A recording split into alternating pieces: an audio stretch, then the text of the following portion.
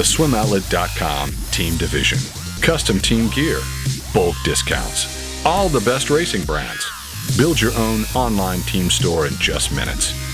Go to SwimOutlet.com/teams for more.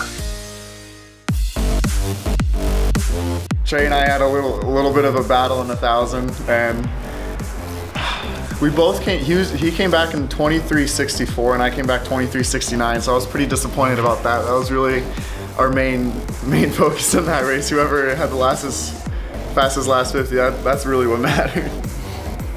He finked you, dude.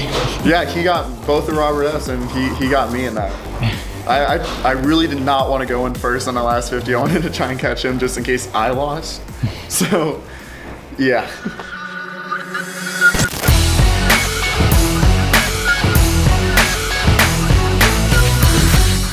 Bobby Finke was a surprise distance star of the Olympic Games. Coming back to Florida, did he have any trouble getting back into the grind?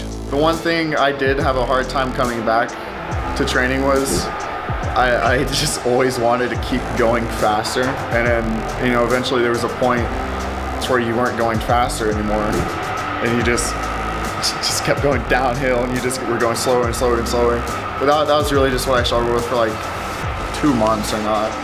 And everything was just smooth sailing after that. So once I got over that little bump of just like that mentality of just always wanting to go faster instead of just relaxing and letting it come to you, well, once I got over that, I was smoothing it out the rest of the way. How was Finke able to get over this training slump? Just realizing what I was doing and just realizing that I'm not always gonna be my best at practice. I had a lot of bad practices coming back, but just realizing that it's going to get better. You're just gonna have to be patient with yourself, and I feel like once you realize what's going wrong and why it's going wrong, then you just have to be patient and then let things just settle down, and once it's settled, then you can start rebuilding back up. We're going to see Finke back in action at the SEC Championships. What are his thoughts heading in as a defending champ in the 400 IM at 1650? For SECs, I think it's a really good year for us. It's an incredibly hard year to choose a team.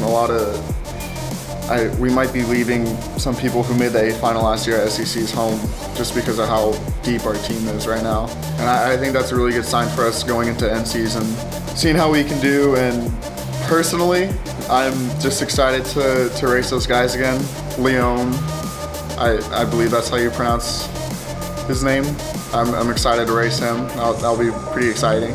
Him and Carson are gonna be battling it out the next few years. I'm glad I'm out after this. But yeah, just being able to race those guys again and then seeing all the times that are people throwing down. I'm excited to race Charlie Clark from Ohio State. Got to race him at US Open, and he's dropping some crazy times right now. So just excited to race people and then see what we can do as a team.